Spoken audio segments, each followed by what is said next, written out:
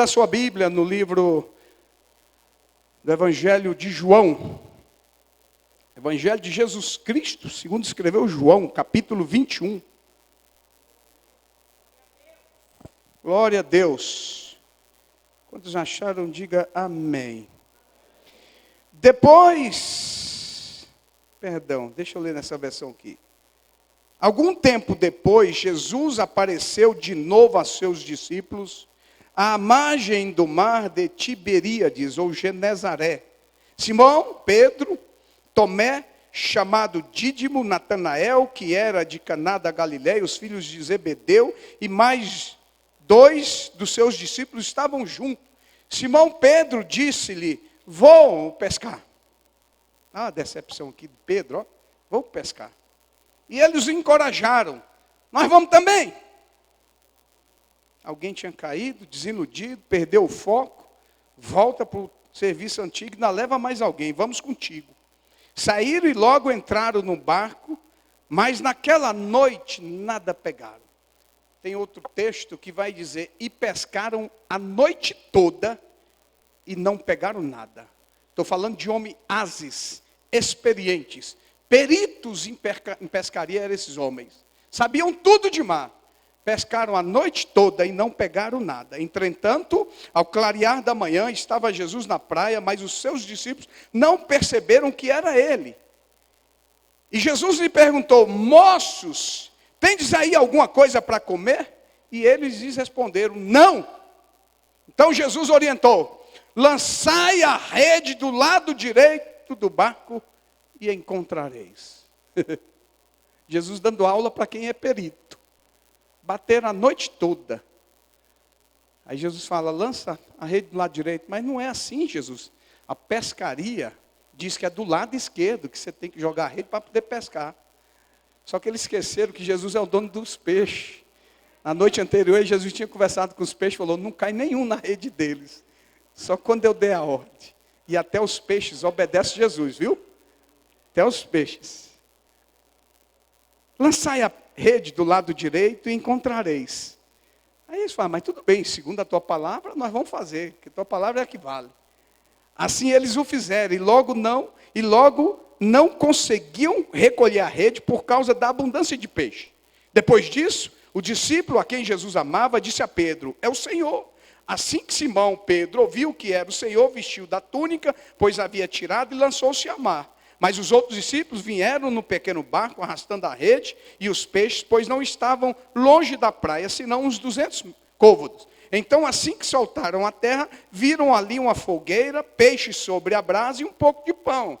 E Jesus lhe pediu: trazei algum dos peixes que acabaste de pegar. Simão Pedro entrou no barco e arrastou a rede para a terra. Ela estava cheia de 153 grandes peixes, e mesmo com tantos peixes, a rede não se rompeu. Então Jesus os convidou: vinde, tomai vosso de jejum. E nenhum dos discípulos tinha coragem de indagar-lhe: quem és tu? Pois sabiam que era o Senhor. Jesus aproximou-se, pegou o pão e deu a eles. Tomou um peixe e fez o mesmo. E essa foi a terceira vez que Jesus apareceu aos discípulos, depois de haver ressuscitado dos mortos. Assim, após tomarem o de jejum, Jesus questionou a Simão Pedro: Simão, filho de Bar-Jonas, o filho de João, tu me amas mais do que estes outros? Respondeu ele: sim, Senhor, tu sabes que eu te amo. Jesus o encarregou: cuida dos meus cordeiros. Outra vez Jesus lhe perguntou: Simão, filho de João, tu me amas? Ele afirmou: sim, Senhor, tu sabes que amo. Jesus afirmou: pastoreia as minhas ovelhas. Pela terceira vez Jesus perguntou: Simão, filho de João, tu me amas? Pedro ficou angustiado. Olha, Pedro ficou triste por Jesus ter perguntado a terceira vez a mesma pergunta: tu me amas? E Pedro assegurou-lhe: Senhor, tu sabes todas as coisas, tu sabes que eu te amo. Comissionou Jesus: apacentai as minhas ovelhas. Amém? Tome seu assento. Pode tomar seu assento. Glória a Deus. Aleluia. É um texto lindo, né? Eu amo esse texto, porque aqui vai relatar um encontro de Jesus com Pedro. Esse encontro de Jesus com Pedro ocorre após a ressurreição de Jesus. E é importante porque ele nos revela como Deus exalta aqueles que são capazes de reconhecer seus pecados e seus erros. Porque Deus é perito em exaltar aquele que se humilha. O princípio de Deus é, Deus ama exaltar quem se humilha. Deus ama exaltar aquele que reconhece os seus erros. É Deus quem levanta quem erra, é Deus quem levanta quem cai, é Deus quem perdoa aquele que peca. Pedro havia cometido algo terrivelmente danoso. Aqui nós estamos no capítulo 21, mas se você volta do capítulo 17 para frente, você vai ver que é um momento que está chegando a hora da prisão de Jesus, e Jesus está reunido com os seus discípulos, e vai dizer para eles, ó, eu vou morrer, eu vou sofrer. Pedro vira para Jesus, vai, não Jesus, mas fica tranquilo. Não, vou sim, Pedro. O pastor vai ser tirado e as ovelhas vão ser dispersas. Pedro, não, conversa, vão me abandonar, Pedro. Pedro vai dizer, não, Senhor, contigo eu vou até a morte. É o que Pedro vai dizer para Jesus. Jesus conhece Pedro, conhece a estrutura, conhece o interior, vai dizer, Pedro, deixa eu falar uma coisa para você, meu filho. Você está enganado. Essa noite, antes que o galo cante, você vai me negar 3 vezes. Pedro fica com isso, toma essa mensagem para ele, mas não dá muito crédito, porque Pedro, na sua concepção, ele ama Jesus. Ele anda com Jesus. Só que ele era terrível, né? Porque Pedro achava que amava Jesus mais do que todos os outros discípulos. Então ele está aqui com Jesus e não vou te deixar não. Os algozes chegam e vão prender Jesus. Pedro, quando chegam, que vai prender Jesus, Pedro saca da espada e ó, pum, tora a orelha de Malco. Jesus vai lá, pega a orelha, põe no lugar. Pedro, não preciso disso. Isso é para se cumprir o propósito de Deus na mina vida, Pedro. E ó, deixa eu falar uma coisa para você, Pedro. Se eu quisesse, eu chamava um exército de anjos e vinha aqui e aniquilava. E exército, irmão, é aniquilador. Ó. Anjo de Deus é mensageiro de Deus para nos ajudar, para nos socorrer. Vocês lembram da guerra de Senecaribe? Ele ficou preocupado com a multidão que vinha contra ele, né? Aí ele orou, Jesus mandou um anjo, o anjo foi no exército lá do inimigo. Numa única noite, matou 183 mil soldados de guerra. Olha o que o anjo faz. Aquele que habita no esconderijo do Altíssimo, a sombra do Onipotente descansará. Com Deus a gente descansa. O anjo do Senhor acampa ao redor daquele que teme e o livra. Tem um anjo do nosso lado. Aí Pedro faz isso, Jesus, não, Pedro, fica tranquilo. E Jesus vai preso. Aí eles vão levar Jesus. Né? Eles vão levar Jesus para a prisão. E acontece o que Jesus falou. Os discípulos vão embora. A multidão que estava com ele sai correndo também, com medo de ser preso, ser morto. Mas Pedro resolve seguir Jesus. Primeiro erro de Pedro, vai seguir Jesus de longe. Jesus está indo e Pedro está indo de longe. Aí Jesus está indo. Ó. Aí as pessoas começam a reconhecer Pedro. Primeiro chega a falar, tu é um deles. Eu vi você com ele. Não, sou não. Conheço ele não. Estão ali na fogueira, olhando de longe, Pedro está de longe, olhando Jesus, perto da fogueira, chega uma criança, eita, eu te conheço, você é um deles. Não, sou não. Segunda vez. Na terceira vez, alguém chega perto dele, porque quem é de Deus, irmão. O diabo não toca. Quem é de Deus é marcado pelas coisas de Deus. Aí vai chegar uma outra e vai falar assim, tu é um dele, a tua fala te denuncia, porque a fala do crente, mesmo desviado, ele é fala de crente. Não! O galo canta.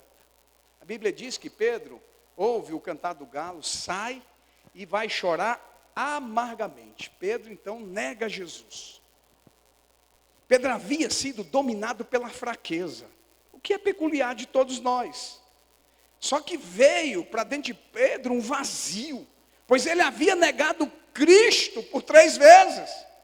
Certamente a consciência de Pedro o acusava quando ele se lembrava desse ato. Porque se tem uma coisa que faz a gente sofrer, a nossa mente. A mente, ela tem um potencial de nos martirizar. A nossa consciência, ela trabalha nos orientando, ela trabalha fazendo com que a gente seja realmente fiel a Deus. E quando a gente erra, ela ataca a gente. É engraçado, a consciência faz nos lembrar de que a gente errou, de que a gente caiu. Imagina a consciência de Pedro, o amigo de Jesus, agora houvera traído Jesus. E essas experiências, elas são terríveis, de sermos réus da nossa própria consciência. E Pedro se sentia assim, Pedro estava assim. E nesses versículos aqui que nós lemos, Jesus conduz Pedro a ter uma experiência para remover de Pedro a mancha do pecado. Pedro havia pecado, Pedro havia negado o seu Cristo, o seu Senhor. Só que ele está perturbado. Ele está tão perturbado que agora depois disso tudo, Jesus está preso, é julgado, é condenado, crucificado e morto. Nesse interregno de 3 dias. Eles estão desesperados. E Pedro era o líder do grupo apostólico de Jesus. Do grupo dos apóstolos de Jesus, Pedro era um dos líderes.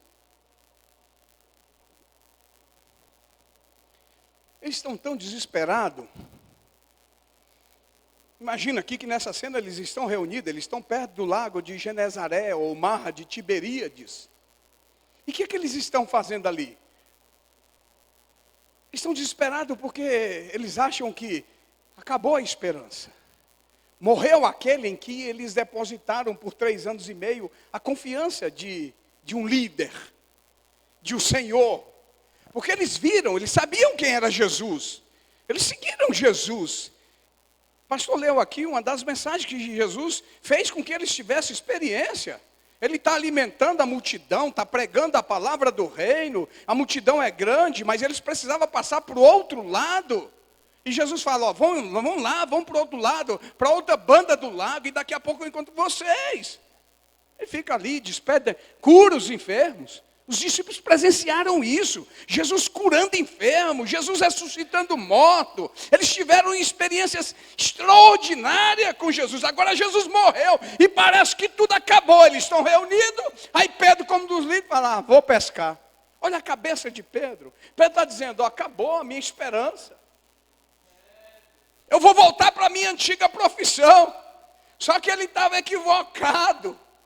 Ele achava que ele foi convidado para ser pescador de peixe. Quando Jesus encontrou com Pedro, Jesus transformou a experiência de Pedro e ao mesmo tempo transformou a profissão de Pedro. Pedro aqui não é mais pescador de peixe. Pedro agora é pescador de gente. Mas ele diz, eu vou pescar. E líder costuma influenciar os liderados. Você vê que eles vão falar aqui no texto que lemos, os outros dizem, nós vamos contigo. Porque acabou a esperança, o mestre estava morto. Só que eles vão pescar, irmão. Mas tem um propósito de Deus nisso aqui. Eles passam a noite toda pescando. Eu acho que é extraordinário. E eu falo com muita propriedade. Meu pai foi pescador profissional no Ceará. Eu sou cearense, irmãos. Lá de Itapipoca. E meu pai foi pescador profissional. Esses homens que vivem da pesca conhecem tudo de mar. Conhecem de maré alta, maré cheia, de lua. Eles se guiavam, inclusive, o Cruzeiro do Sul, pelas estrelas. Papai conta cada história que não dá para acreditar. Acredito porque é papai. Aí, eles estão aqui a noite toda pescando e não pegaram nada. Pegaram nada. Eles voltam para a praia amanhã cedo. Aí tem alguém lá na praia e pede um peixe, não temos. Aí fala assim, então volta e joga a rede para o lado direito. Pensou? Eles sabiam que o lado da pesca era o lado esquerdo mesmo. Eles fizeram isso a noite toda. Tá bom, mas sobre a tua palavra nós vamos lançar a rede. Lançaram a rede. Pegaram 153 grandes peixes. O texto vai dizer que era tanto peixe que a rede faltava se romper. Foi necessário vir um dos barcos dos discípulos para ajudar a transportar os peixes do mar para a praia. Ele chega na praia, aí vê lá um homem. Eles sabiam que era Jesus. O texto dá a entender isso. Eles sabiam. Só que ninguém tinha coragem de perguntar, quem é tu? Quem é você? Mas sabe o que Jesus estava fazendo? Agora Jesus não é mais o Jesus morto. Aqui é o Jesus ressuscitado. Aqui é o Cristo ressuscitado. Cristo volta para um encontro, para trabalhar o caráter de Pedro. Você vai ler esse texto aqui, você vai entender que Jesus vem aqui nessa cena apenas para fazer uma restauração de um discípulo que ele amava muito, que era Pedro. Ele chega, ele pede pão, o peixe, eles trazem o peixe. Mas quando Pedro nega Jesus, ele nega diante de coletividade, diante de muitas pessoas. Pedro passou alguns perrengues diante de multidões. Então ele foi humilhado quando ele negou Jesus, porque como Jesus falara, aconteceu, o galo cantou. Ele sabe o que ele fez contra Jesus, mas ele negou Jesus na frente de muita gente, na frente de muitas pessoas. Então se ele negou diante de uma multidão, diante de muitas pessoas, ele também precisava ser restaurado diante de pessoas. Aí Jesus chega aqui e vai ter esse diálogo com ele. Ele está sentado, ele pega o peixe, depois de cozido. Eu acho lindo, porque isso nos remete no texto lá da Santa Ceia. Você imagina Jesus, porque eles tiveram uma experiência, antes de Jesus morrer, quando Jesus manda 3 deles ir encontrar um homem que estaria caminhando pela cidade com um cântaro na mão, para preparar a última Páscoa. E Jesus descreve que ia encontrar um homem, manda ir seguir aquele homem, que aquele homem ia chegar no lugar. E no lugar onde aquele homem chegasse, olha como Jesus trabalha. Vocês vão preparar a última Páscoa. Eles vão subir num cômodo superior e chega lá, eles vão encontrar a descrição de um cenário que Jesus houvera falado para eles. Vocês vão encontrar a mesa e ali vocês vão preparar esse momento. Quando Jesus chega para essa última Páscoa, ele vai falar: eu desejei tanto estar com vocês. O desejo de Deus é estar com o seu povo. O desejo de Deus tem um desejo extraordinário de ter comunhão conosco e de que nós tenhamos comunhão com Ele. Mas isso aqui houvera sido rompido da parte de Pedro, não da parte de Jesus. Mas Jesus ama Pedro, e Jesus sabia que precisava restaurar o caráter de Pedro. Jesus precisava trazer Pedro de volta, porque Pedro seria o grande pregador do Evangelho. Lá nesse cenáculo, quando ele está participando da última Páscoa, ele vai remeter isso para a primeira Santa Ceia. Ele vai fazer uma ruptura de aliança, da velha aliança para a nova aliança. Ele vai falar: desejei muito comer com vocês a última Páscoa, antes que padeça. Porque depois disso, ele vai estabelecer uma nova aliança. Aí ele pega o pão e vai dividir o pão. Isso é uma cena extraordinária, né? Me emociono. Meu irmão, eu estou tremendo aqui. Esse lugar que está cheio de Deus.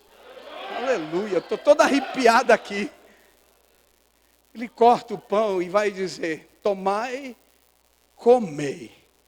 Isto é o meu corpo, que é dado por vós. Fazer isto em memória de mim. Quando ele pega o cálice, ele vai dizer: semelhantemente, depois de cear, tomou o cálice, dizendo: este cálice é o cálice da nova aliança, no meu sangue. Então ele está apontando para um derramamento de sangue, que será para a eternidade a nova aliança. Não terá mais que sacerdote, profeta, para entrar no lugar santo do santo e interceder pelo pecado da comunidade. Não há mais derramamento de cordeiro, ovelha, pomba. Não tem mais isso não. Ele está falando: ó, este cálice é a nova aliança no meu sangue. Fazer isso todas as vezes que beberdes em memória de mim. Então os discípulos presenciaram esse momento.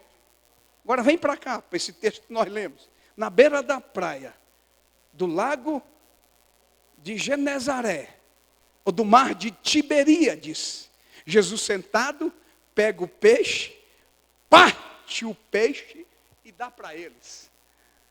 Meu Deus do céu! Oh! Aleluia.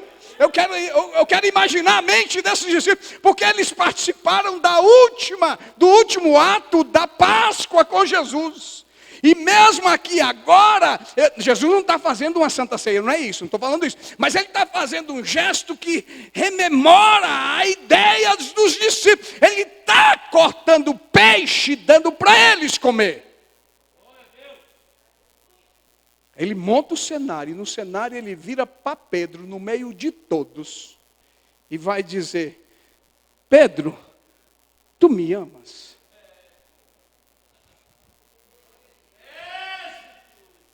Pedro tinha falado há poucos dias atrás: eu te amo, Senhor, e contigo eu vou até a morte. Só que Pedro sabe que está falando com Jesus. A cabeça de Pedro, para dar a resposta para Jesus: Pedro, tu me amas? Amo, vou até a morte. Pedro, presta atenção, antes que o galo cante 3 vezes, você vai me negar. Exatamente como Jesus falou, aconteceu. E agora Pedro está diante de Jesus. O Jesus traído por ele, o Jesus negado por ele. E Jesus está perguntando: Pedro, tu me amas? Aí Pedro vai falar: Senhor, tu sabes que eu te amo.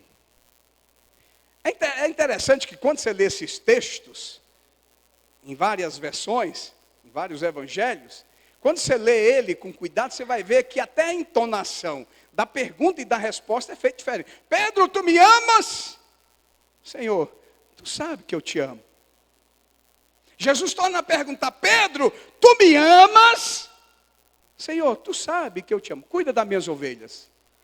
Pela terceira vez, interessante, diz os biblicistas, os estudiosos e os teólogos, que Jesus fez isso por 3 vezes, porque Pedro negou ele 3 vezes. Ele tinha que restaurar essa questão de Pedro. Aí pela terceira vez: Pedro, tu me amas? Acho que a consciência do Pedro, que a martirizava e acusava muito, ele vira para Jesus e fala: Senhor, tu sabe de todas as coisas. Tu sabe que eu te amo. Cuida das minhas ovelhas. Olha só que coisa interessante. O original no grego, quando Jesus inquire Pedro: Pedro, tu me amas? Jesus está falando do amor ágape, que é o amor incondicional. É o amor que é capaz de dar a vida por alguém. É o amor que Pedro falou lá atrás: Senhor, contigo eu vou até a morte. Então Jesus vai dizer para ele assim, no grego: Pedro, agapasmi.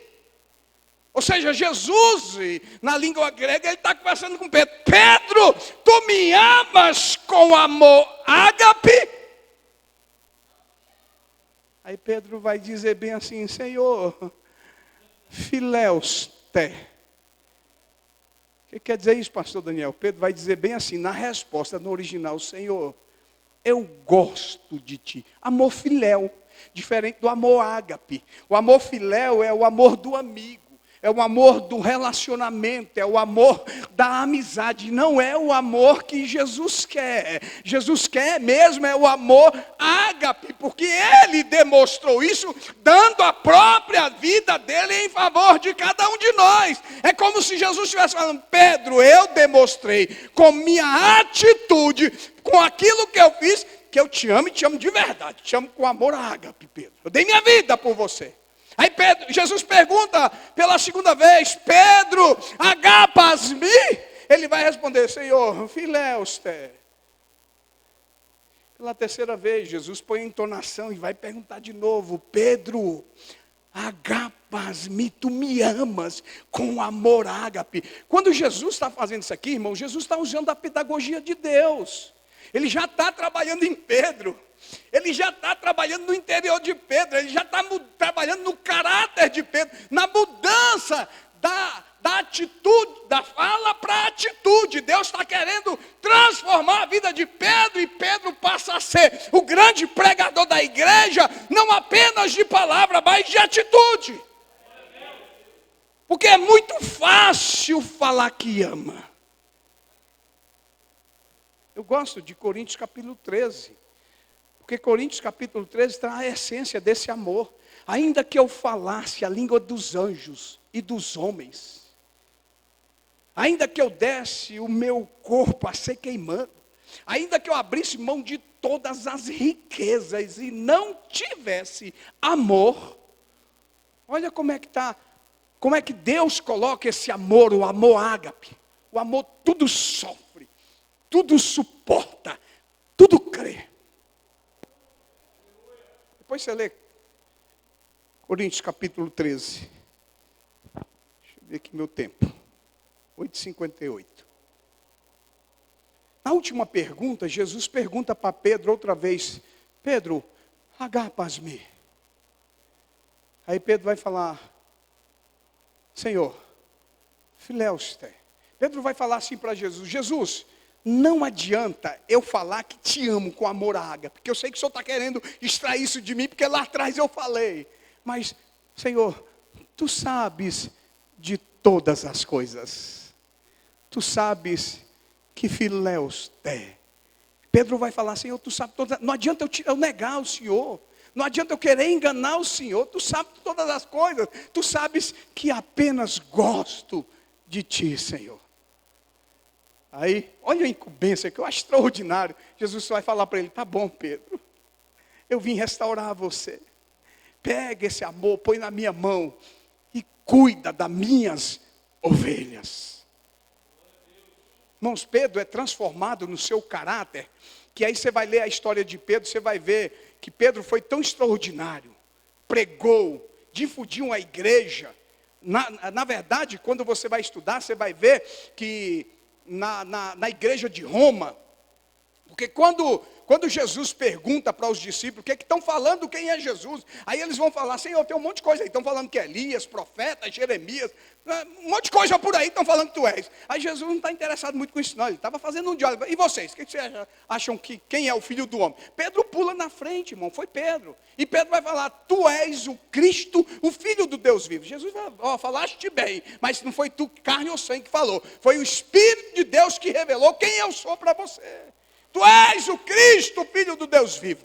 Aí Jesus vai falar para ele: também te digo uma coisa, Pedro, tu és pedra, e sobre esta pedra eu edificarei a minha igreja, e as portas do inferno não prevalecerão contra ela.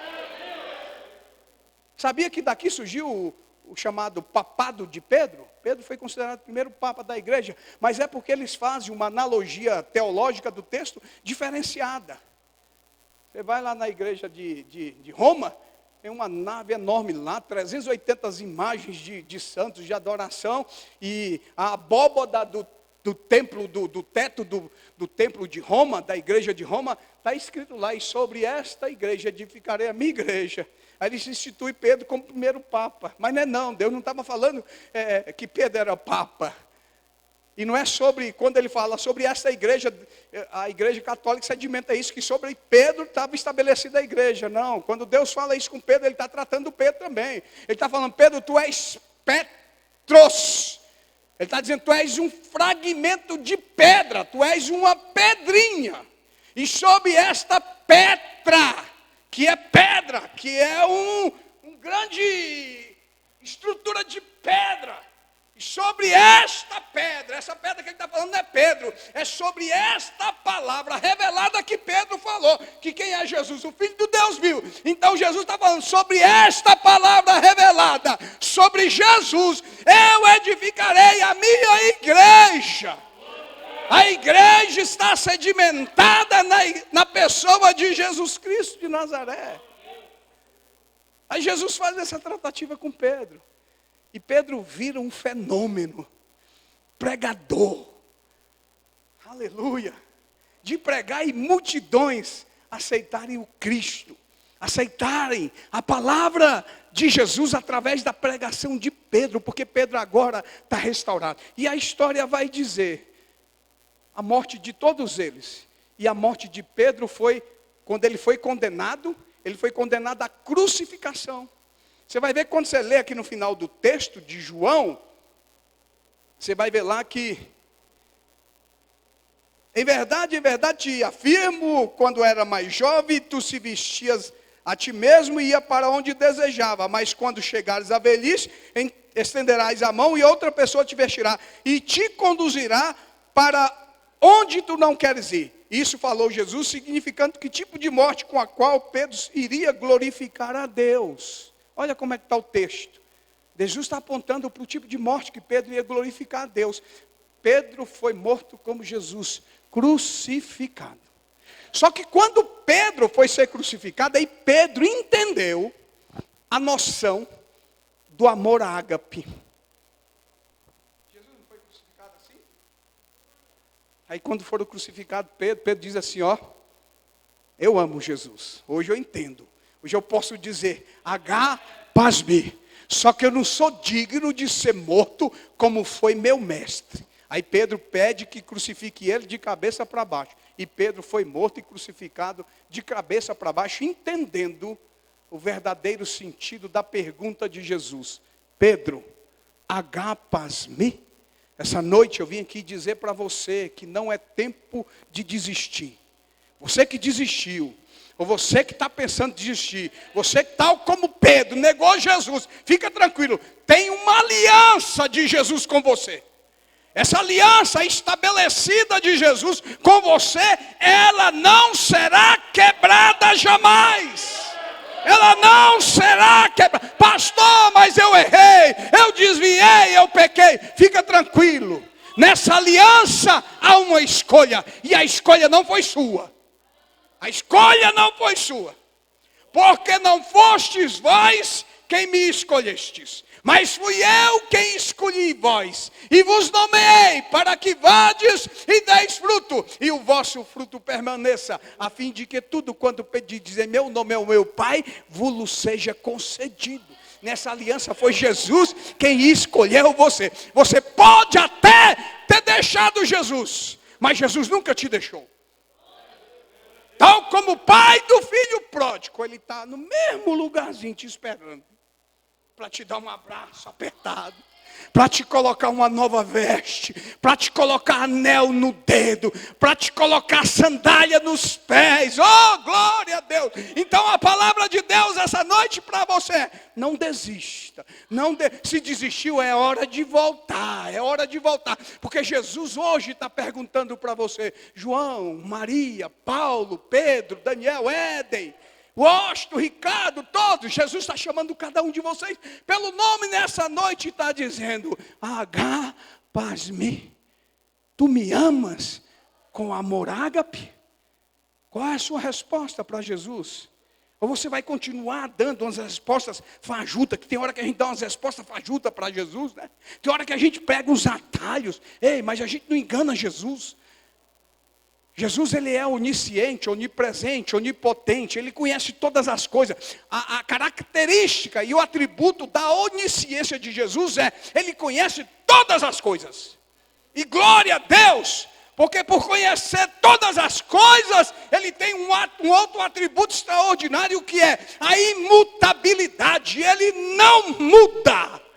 Ele não muda, o que ele falou está falado. Na tua vida vai se cumprir tudo que ele projetou, que ele preparou e que ele falou a teu respeito. Queira o diabo ou não, queira os homens ou não, queiram os líderes ou não, vai se cumprir exatamente como ele preparou, como ele projetou e como ele falou. Aleluia! Aleluia! Você é escolhido de Deus.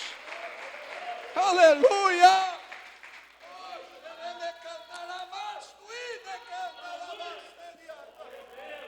Aleluia! Tal como Pedro, você pode ter desistido. Tal como Pedro, você pode ter negado. Mas Jesus é diferente, Jesus é extraordinário. Como é bom ter Jesus. Como é bom ter Jesus. Como é bom servir a Jesus, irmãos. Jesus é o nosso maior presente. Jesus é a maior dádiva. Jesus é o melhor de tudo que nós temos. É que a gente não consegue, a nossa mente, ela é cauterizada, a nossa mente é como a mente de Pedro. está no chá, está no agora. Mas o que Deus preparou é coisa extraordinária, é coisa grande. Tem coisa grande de Deus para a tua vida. Deixa de ser mesquinho. O problema nosso, pastor Ricardo, é que a gente é mesquinho. A nossa relação com Deus, muitas vezes ela é sedimentada no toma lá da cá. Os crentes hoje vivem uma vida tipo assim, eu sirvo a Deus pelo que Deus vai me dar. Não, nós servimos a Deus pelo que Deus já fez. Pergunta para mim, pastor Daniel, fala, pastor Daniel, o que Deus já fez? Porque Deus amou o mundo de tal maneira, esse mundo é você, porque Deus amou você de tal maneira, que já deu, lá no passado, na eternidade passada, Ele já deu o seu único filho para morrer em teu favor. Você estava condenado, tinha um edito de condenação, tinha uma cártula assinada pelo primeiro pai, lá no Éden, quando pecou, quando transgrediu, nós estávamos entregues na mão de Satanás. Nós já estávamos, Éden, condenados. É por isso que quando o Satanás pega, o Satanás vai conversar com Jesus lá no pícaro, lá no monte. E ele vai apresentar a riqueza desse mundo, vai falar aqui, ó, tudo isso eu te dou. Como é que ele vai dar? Porque o homem te entregue para ele. Nós já estávamos condenados. Mas Deus nos amou de tal maneira que deu o seu Filho, para que todo aquele que nele crê não pereça, mas tenha a vida eterna. Deixa eu terminar aqui, eu gosto de uma alusão lá no passado, bem antigo. Nessa época aqui dos discípulos, quando eles iam comprar as compras nas quitandas, sei lá, talvez as vendinhas, né? Eles iam comprar. Eu presenciei isso muitas vezes. Eu ia comprar muita coisa do meu pai quando a gente morava no INCRA 8, na década de 70 para 80. Aí o papai vai lá pegar um negócio lá na venda, fiado. A gente pegava, não colocava na caderneta. Lá nesse tempo aqui, eles escreviam o que as pessoas deviam. Era tipo uma caderneta, uma cédula, uma cártula. Eles compravam e ficavam devendo. Aí eles vinham pagar. Quando eles pagavam, eles carimbavam essa cártula, essa cédula, esse papelzinho onde estava lá a dívida do devedor. Eles carimbavam atrás, recebiam o dinheiro e pagava. E entregava. Quando eles carimbavam, era um calimbro, que no calimbro estava escrito o que Jesus falou na cruz. Vocês sabiam disso? Quando Jesus morre, está morrendo, qual é a última palavra dele? Está consumado. Nas tuas mãos entrego o meu espírito. No original, Jesus falou assim, ó, tetelestai, que significa está pago. Aleluia. Estou quitando. Satanás não tem mais poder. A vida dele não é mais do diabo. Está pago, eu paguei. Tetelestai, está totalmente pago. A cártula que nos era contrário. Paulo vai dizer que Jesus pegou ela e cravou na cruz. E hoje nós somos livres.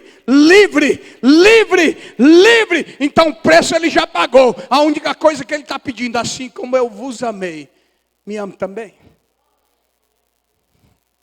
Me ame também. Mas nós somos Pedro.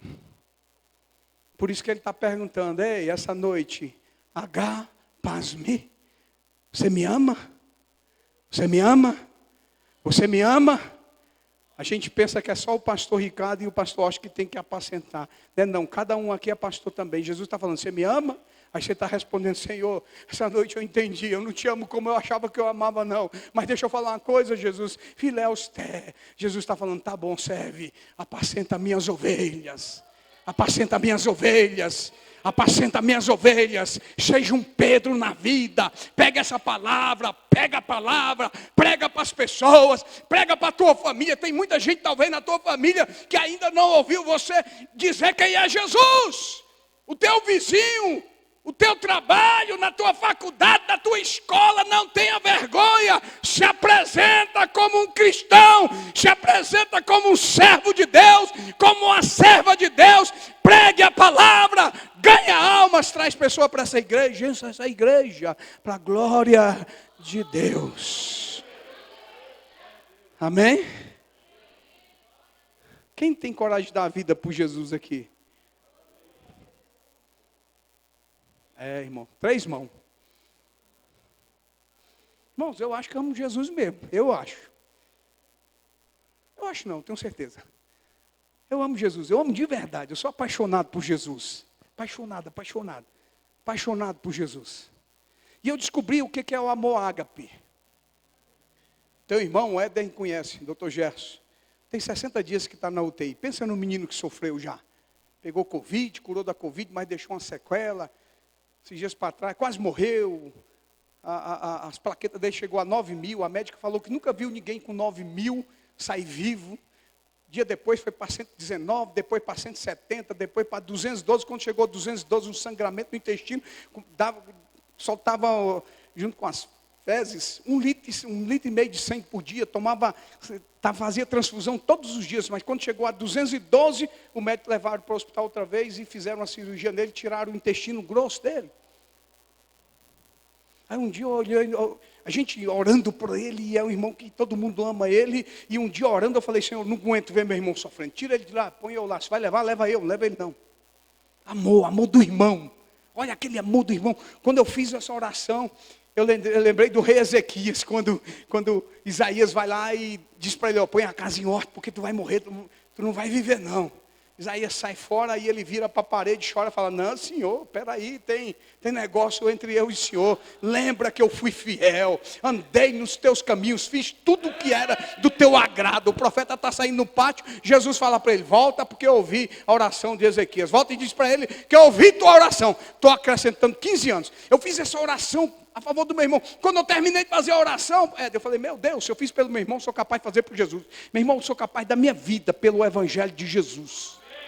Por quê? Porque ele deu a vida dele em meu favor. Deixa eu falar uma coisa, se estamos aqui, é pela graça de Jesus. Só pela graça de Jesus, nós estamos aqui em pleno domingo. Num pedacinho do céu ali, comunidade do céu, que aqui é um pedaço do céu. Para dizer, Senhor, eu te amo. Senhor, eu te adoro. Obrigado, Senhor, por estar aqui. Obrigado, Senhor, por cuidar da minha vida, cuidar da minha família, cuidar da minha esposa, cuidar dos meus filhos, cuidar do meu emprego, do meu carro, do meu dinheiro. Porque tudo que nós temos, irmãos, é de Deus. Besta é aquele que fica segurando as coisas achando que tem alguma coisa. Nós não temos nada. Tudo que nós temos é de Deus. Nós somos apenas mordomos, dispenseiros daquilo que Deus, por misericórdia, nos dá. E Ele nos amou tanto, que Ele nos deu a condição de estar na presença dEle. Eu achei que eu ouvi um glória a Deus. Olha o privilégio que Ele deu para a sua igreja. Nós não precisamos mais do sumo sacerdote, para uma vez no ano entrar no lugar santo do santo, para oferecer sacrifício para perdoar o pecado do povo. Jesus morreu.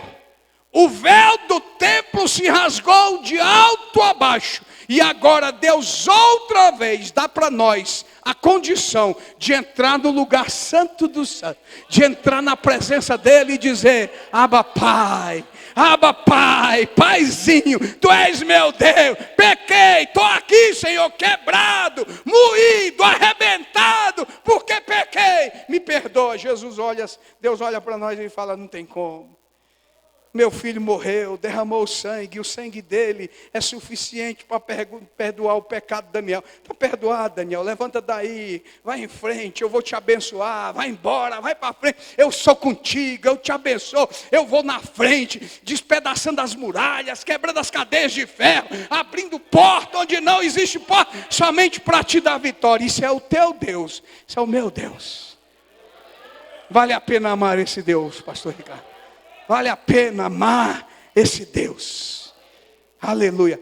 Irmãos, e finalizando, deixa eu dizer, é este mesmo amor que Jesus pediu que a gente amasse as pessoas. Aí como é que a gente vai amar as pessoas que a gente vê se a gente não ama Deus que a gente não vê? A gente fala que ama Deus, ama mesmo? Se a gente amar mesmo, a gente vai amar as pessoas.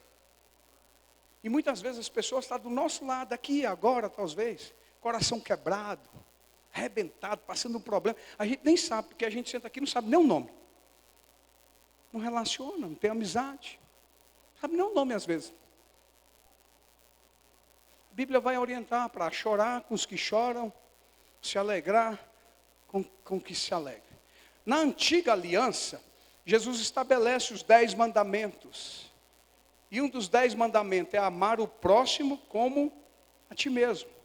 Mas na nova aliança, ele não cria um novo mandamento, mas ele faz uma extensão e uma mudança do entendimento desse mandamento, amar o próximo como a ti mesmo. Na nova aliança ele vai dizer assim, novo, não é que ele está criando um 11º mandamento, é isso não, mas ele vai dizer, novo mandamento vos dou, que vos ameis uns aos outros, assim como eu vos amei. Na antiga aliança era amar o próximo como a si mesmo. Agora na nova aliança não. Eu tenho que amar o próximo como ele me amou. Amém? É forte. Como é que ele me amou?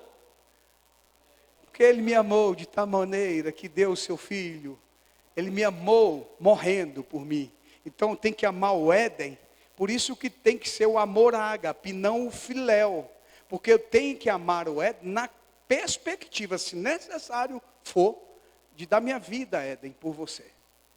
Que ameis uns aos outros assim como eu vos amei. É esse relacionamento que Deus quer, porque nós estamos falando de quê? Da igreja, do corpo de Cristo. Isso aqui é corpo de Cristo, irmão. Aqui cada um de nós somos membros desse corpo. Cada um tem uma função. Cada um foi chamado para exercer uma função nesse corpo. Nós não chegamos aqui, nós fomos chamados para sentar no banco e assistir culto. Não, irmão, para com isso. Nós fomos chamados para fazer culto. Quando vos reunis, um tem de glória, outro tem de cântico, outro fala língua estranha, outro interpreta. Quando a gente reunir, a gente tem que estar liberdade e dizer, Pai, a casa é tua, tem liberdade, se manifesta no nosso meio. E ele se manifesta abençoando a nossa vida, para que o nome dele seja glorificado. Amém? Deus nos abençoe em Cristo Jesus.